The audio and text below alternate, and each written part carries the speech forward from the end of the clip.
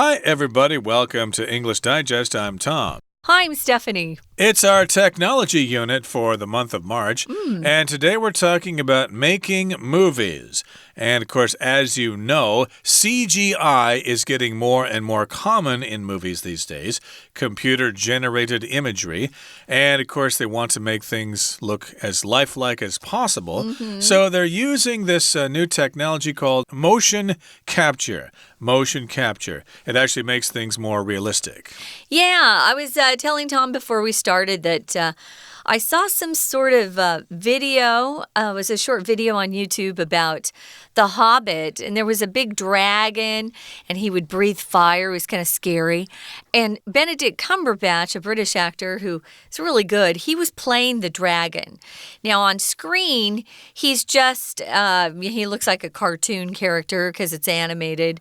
But they had him go in early before the movie was finished, and they put him in this really tight bodysuit with little electrodes all over him. And anytime he moved, it would catch his motion. And that was kind of how they developed the way that the dragon moved. Even though, you know, he was still being produced on a computer, they had the motion that Benedict had been using when he was in the studio and going through the lines. Yeah, so it kind of makes it more realistic. So you might think that that dragon in that movie is actually the real thing and not just some animated image made up in some studio somewhere. You might actually jump out of your seat because it looks so real. So that's the subject for today's lesson, making movie magic with motion capture. Let's get to it. Let's read the entire contents now one time.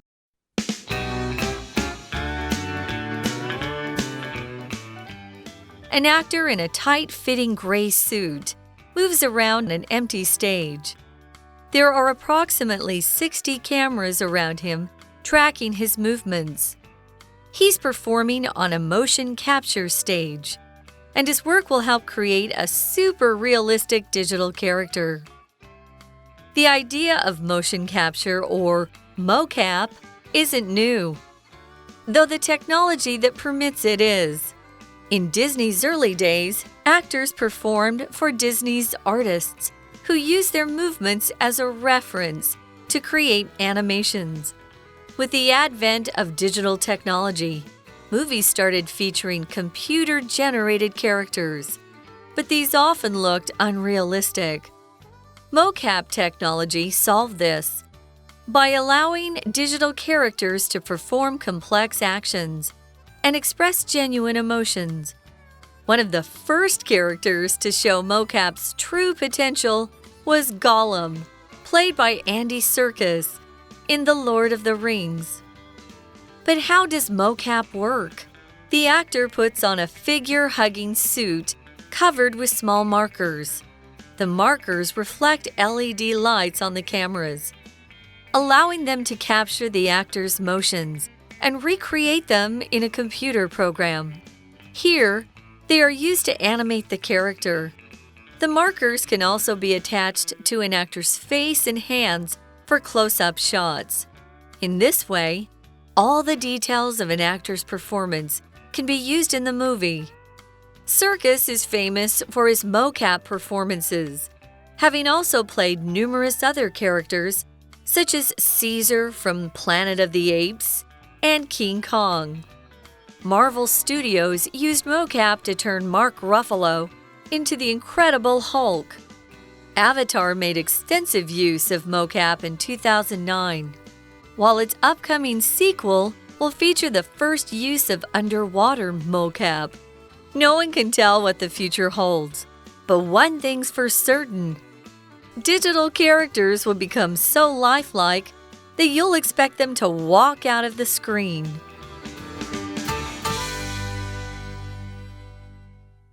Okay, let's discuss the contents of today's lesson, shall we? Now, it's our unit on technology, and the title of today's article is Making Movie Magic with Motion Capture. So our writer here is kind of playing with the letter M here. Making Movie Magic with Motion Capture. It's called alliteration. That's what it's called, all right. So it kind of grabs our attention and makes us more interested in finding out what this article is all about. So yes, movie magic. Sometimes movies can be magical. They do seem like they are magical in a sense that they do things visually that we haven't seen before. Yeah, how did they do that? Exactly. So that's what movies have to do in order to get people to go buy tickets, or they're just going to be happy playing on their phones and downloading content from the internet or whatever. So let's imagine a scenario in which we might be using this technology. An actor in a tight-fitting gray suit moves around an empty stage. Okay, that's not what you're going to see in the final movie, but you've got an actor like, what's his name? Engelbert Humperdinck? No, Benedict Cumberbatch. Benedict Cumberbatch. He was Sherlock. I'm sure some of our listeners thought. He's been in a lot of movies. He was Doctor Strange in the Marvel movies. Strange, I guess he's going to be back for more movies. He still is Doctor Strange. Indeed. And so this particular actor, it could be him, but this actor here is wearing a gray suit that is tight-fitting, which means it's really tight, like pantyhose. I don't know if women do they wear pantyhose anymore? Leotard, guys. Okay. Guys don't wear leotards unless they're ballet dancers, but yeah, some sort of stretchy fabric that really hugs your body tightly. Typically, men don't wear those kinds of outfits.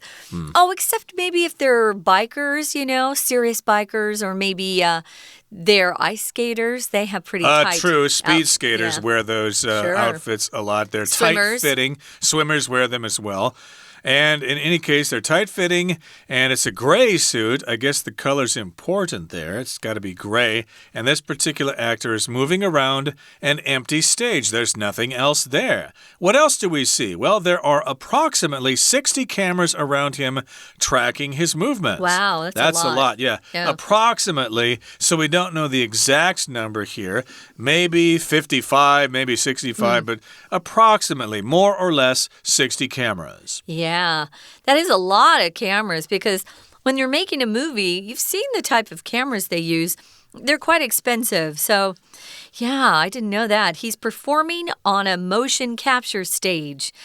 Usually there's a green screen behind them so that they can have any sort of background when they're finished. And his work will help create a super realistic digital character. Now, Tom, you had mentioned The Matrix, that big famous movie that was made a while ago. They did use motion capture. I just looked it up. So you were right. That was called Bullet Time or something, but I think the concept is the same.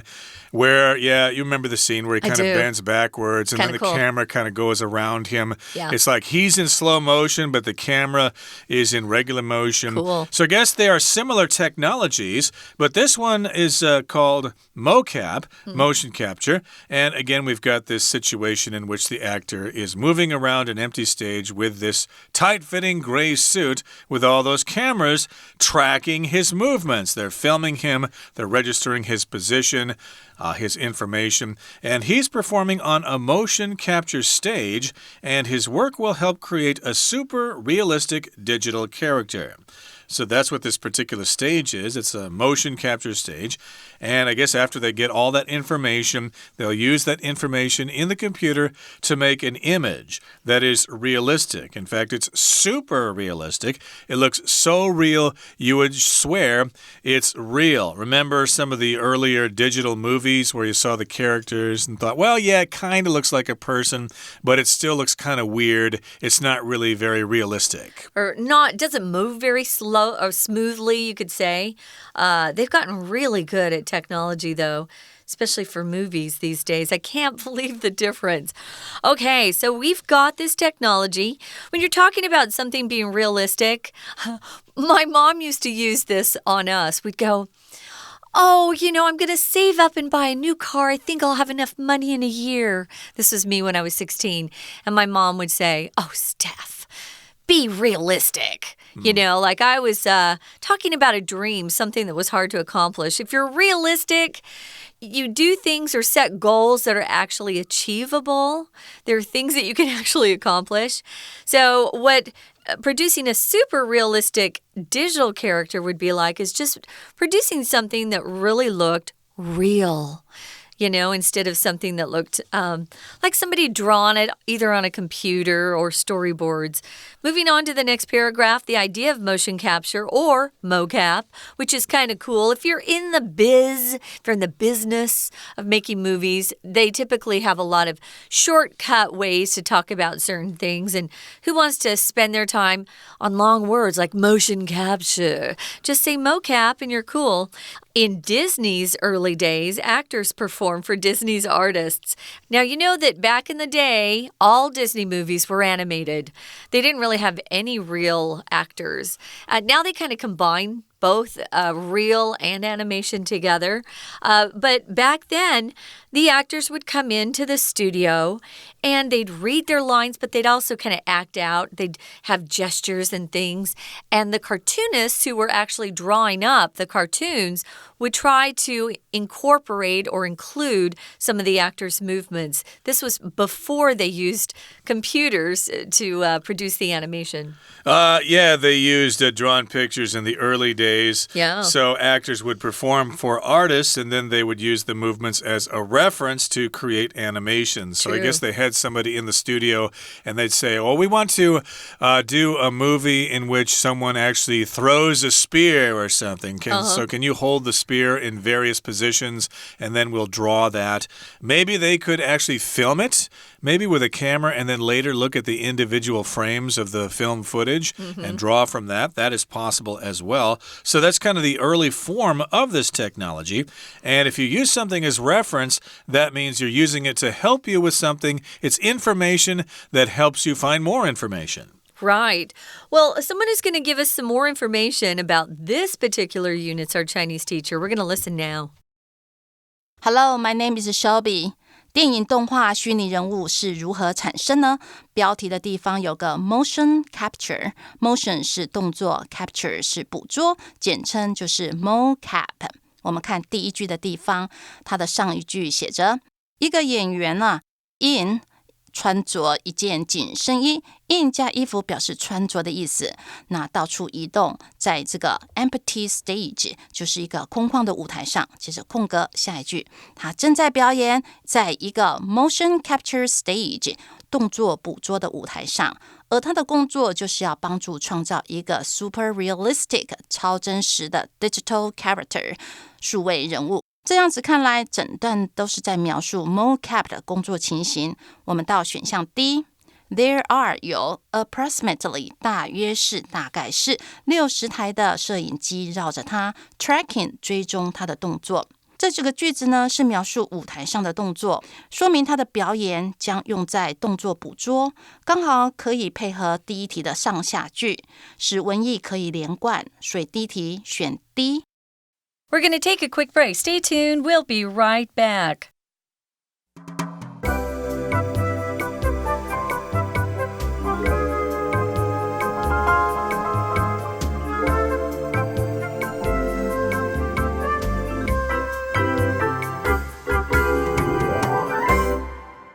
Okay, everybody, let's get back to motion capture, or mocap for short. This is a technology used in movies so that we can do animation that looks more realistic. So remember, we're talking about the history of animating so that it looks real. So in the early days, actors would perform for Disney artists, and they would use the movements of those actors as a reference to create those animations. Now, with the advent of digital technology, movies started featuring computer-generated characters, but these often looked unrealistic. As you know, sometimes they look like they're ghosts or something. They don't really look like the way a person would really move or the way they would look, etc. So we have the advent of digital technology. So here, advent, that's a noun that just means the arrival of something, especially if it's something that is important or a person who is famous, etc. We could talk about the advent of movies, for example. Oh, yeah. In the late 1800s, the advent of photography, etc. changed the world. The advent of the personal computer computer. So with the advent of digital technology, movies started featuring those computer-generated characters, sometimes referred to as CGI, computer-generated imagery. But these are characters, and some of the early movies, again, look kind of unrealistic. Again, the people don't really look like they're really people. You can tell it was done in a computer. Or even some of the animated monsters, I remember long ago when I was a kid, they would have animated monsters or, some sort of animal in the movie, and it just didn't move as smoothly as we have our monsters and animals today. Our movies look pretty good. Although I was watching a Marvel movie the other day, and there was a scene I thought, well, that looks fake. Anyway, I'm sure we're going to still keep getting better and better as time goes on. So mocap technology solved the problem of not looking realistic by allowing digital characters to perform complex actions and express genuine emotions, genuine feelings. Complex just means kind of complicated, so they could do more complicated movements or actions and express genuine or real. Genuine just means real emotions like sadness or, frustration or happiness. We use genuine to talk about things that are real versus fake or phony. Phony is P-H-O-N-Y. Don't be a phony. It can be a noun or an adjective. Genuine, real. We often will see advertisements for jewels like diamonds and sapphires and rubies, and they will be advertised as being genuine. The things you buy on the corners of streets usually aren't genuine, like a Rolex watch that's being sold for, 100 NTD. That's not real. We had a lot of those fake things being sold in New York on the corners, too. I remember during my trips to Hong Kong back in the day, someone would always come up to me in Tim Scott's way and say, hey, would you like to buy a fake Rolex? Oh, at least they tell you it was fake, huh? Yeah, I said, what makes you think I can't afford a real Rolex? I guess I was wearing, shorts and sneakers and stuff like that. But in any case, you want the real thing, like genuine leather, for example. Yeah. Well, here we're talking about displaying genuine emotions. Okay, it's not like those cheap Japanese anime movies where the mouth just opens and closes and that's it. No, we're actually showing real emotions. Somebody snarling, or sneering and smiling. You can see their teeth and stuff like that. All of that is the result of this particular technology, which is called mocap. Yeah, so one of the first characters to show mocap's true potential, or really what could be accomplished using mocap, was Gollum. Gollum was that scary little creature. Let's call him a creature.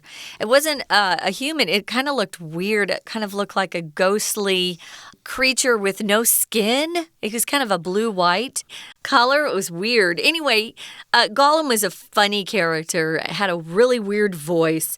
But the character was voiced by Andy Serkis, who was an actor and a director both. He's kind of a funny character. If you've ever seen interviews with Andy Serkis, you'll laugh.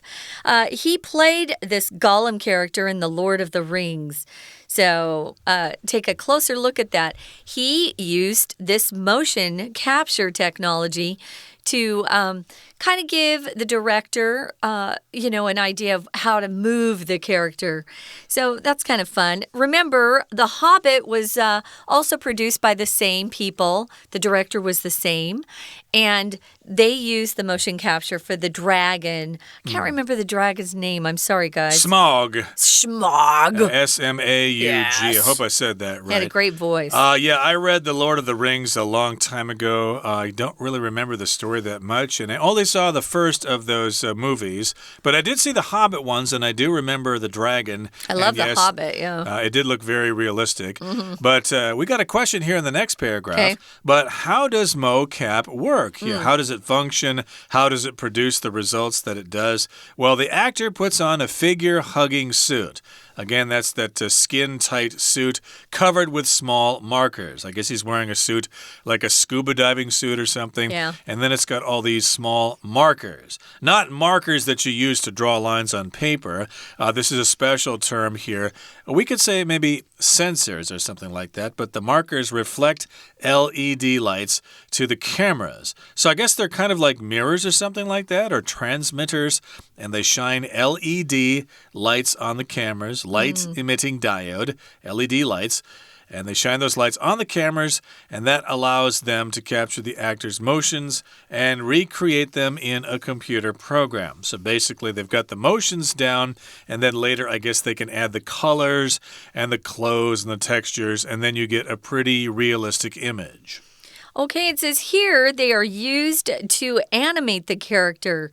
So all of the light is then captured by the cameras, and those motions helps them recreate the character in a computer program, computer software. A computer program is, in essence, software.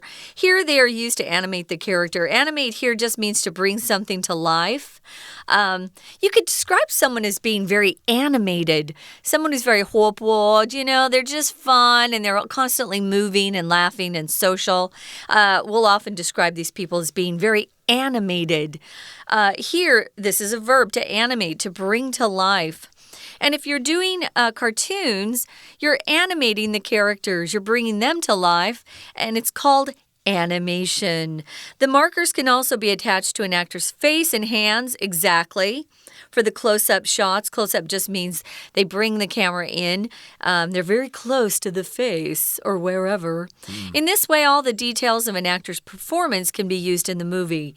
It's really fun to go on YouTube, look up some of these movies, and type in motion capture to see what exactly we're describing. Yeah, I can imagine putting those markers on their eyes or something when they open wide or something. I guess they can still pick that up. Well, let's go back to Serkis here, the actor who played Gollum. Serkis is famous for his mocap performances, having also played numerous other characters, such as Caesar from Planet of the Apes and King Kong.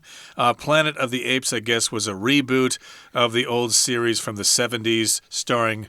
what was his name? Not Martin Landau. But, no, McDonald. What's it? Rodney McDowell. No. Well, yeah, Roddy McDowell was one of the monkeys. I'm just thinking apes, about the movie. I don't know if there was a Charlton series. Heston. Yeah, he was in that. Oh, it was a movie, yeah. Yeah, Planet of the Apes. There were actually 5 of them. But they did a reboot of it, and I guess they had one character who was a chimpanzee or an ape by the name of Caesar. And you probably remember King Kong, that big ape that lived on an island somewhere. They've remade that movie many times as well. They have. Now, Marvel Studios used mocap to turn Mark Ruffalo into the Incredible Hulk. Mark Ruffalo, he plays the Incredible Hulk in the Avengers movies. Incredible here just means hard to believe. It's just so weird, so strange, so fantastic. It's just hard to believe. The incredible, the great, the wonderful, fantastic Hulk. Yeah, it says here Avatar. That was another movie that used a lot of animation. They made extensive use of mocap in 2009. Well, its upcoming sequel is coming out pretty soon, and it's going to feature underwater mocap, which will be interesting. Ooh. Extensive here is an adjective. It's one of our vocabulary words. It means a large in amount or scale or covering a large area. You can extend your arm or extend your legs, which means you just, reach them out, push them out in front of you or to the sides of you. Extensive. So extensive, yeah, they're going to use a lot of mocap in 2009, or they did use a lot then. And then in the sequel, that's the next film that has similar characters, if not all the same characters, but the story continues. So I hated Avatar, I'll be honest, so I will not be seeing the sequel when it comes out. Well, I liked the animation, but yeah, the story was very simple dumb. And not particularly interesting. But this is the sequel, the next movie in that series. Like there are 3 sequels to Toy Story 2, 3, 4. They're all sequels of the first one. So no one can tell what the future holds, but one thing's for certain, digital characters will become so lifelike that you'll expect them to walk out of the screen. Indeed, eventually these characters are going to look so real we won't know the difference between real and animation. Okay, that brings us to the end of our explanation for today. Here comes our Chinese teacher. 第二段呢是关于 mocap 的历史演变。我们看第二题的地方。好，第三句，前面一句，第三句 with 随着 the advent 就是到来、来临。coming 的意思，随着这个数位科技的来临啊，电影开始 feature 以什么为特色？好，电影开始以这些电脑产生的人物为特色，但这些往往看起来都是 unrealistic 不够真实。空格接着说，在这些角色中来显示出 mocap 的真实潜力呢，是 Gollum 是魔戒中的一个角色，翻译成咕噜，他汲汲营营于金戒指。好，那当初是由 Andy Serkis 所扮演。前一句说mocap 看起来不真实，后一句却以 Gollum 为例，说明 mocap 的潜力，表示空格2这一句呢，应该是要讨论解决 unrealistic 不真实的问题了。我们到选项 F， mocap 科技呢 solved 解决 this 这件事情。by 借由允许一些 digital characters 数位人物来表现一些 complex actions 复杂的动作和表达 genuine emotions 真实的情感。句子中的 this 就是指上一句所提到的 unrealistic 不真实，数位角色能够做复杂的动作与表达真实情感，并且解决不真实的问题，所以这题答案选 F。 第三段的地方有提到说 mocap 是如何运作。我们第三题的前一句，这些演员穿上了一个紧身衣 covered with 上面覆盖着一些小小的 markers 标记物空格。接着在这里他们被用来 to animate 当作动词，使有活力，使生气勃勃的意思，让这些角色很有活力。演员穿着有 marker 的紧身衣，接着空格，他们被用来使角色生动，可见空格应该继续讨论 markers。 我们看选项 C 的地方，这些 markers 标记物reflect 反射一些 LED 的灯光在这些摄影机上面，允许他们 to capture 来捕捉这些演员的动作，而且 recreate 再创造，使重现，是 re 加 create 这样子变化而来，让他们呢在一些电脑程式上能够再生重造。这句说明markers 是如何操作，放在空格内就能够使上下文意连贯，所以我们这题答案选 C。 第四题前面说 The markers 这个标记物可以被be attached to 被附着在演员的脸上和手上 for 为了要 close up shots close up 是靠近 shots 是拍摄，也就是特写的意思。由这边来推测空格这一题呢应该是要讨论这样做的效果。我们看选项 A， in this way 以这种方式，所有的 details 细节of 一个演员的表演呢，可以被用来在这个电影里面。前面的句子说 close up shots 特写，与这一句的 details 细节前后互相呼应，文意也连贯了，所以第四题答案选 A。 第五题的地方是在第四段，这一段呢都在讲解 mocap 的代表人物以及他的电影。那第五题的前一句有提到说，知名的动作捕捉演员 Serkis 在许多电影中演出，例如像《星球崛起》中的凯撒。下一句呢，则指出来 Avatar 阿凡达这部电影 made extensive use extensive 是广泛的 made use of 利用广泛的利用 mocap。 在2009年的时候，我们发现呢第五题前后都是 mocap 的例子，推测空格5这一句应该也是一个例子。看选项1 Marvel Studios 是漫威影业，它利用 mocap 去 turn into 是动词变语，表示使变成，让这个 Mark Ruffalo 是一个演员变成了 Incredible Hulk。 Incredible 难以置信的，极好的。 Hulk 呢是原来是指笨重的大船或者是巨大的人物，这里呢都用大写表示是对这个角色的专有称号，我们中文翻译成浩克。选项1是一个例子，呼应它的前后句，也是举例在说明 mocap 的电影或角色。3个例子互相呼应，所以第5题答案选1。以上是今天的讲解，谢谢收听。That's all for today, everybody. Have fun at the movies. And remember, you heard it first from us about mocap. From all of us here at English Digest, I'm Tom. I'm Stephanie. Goodbye. Bye.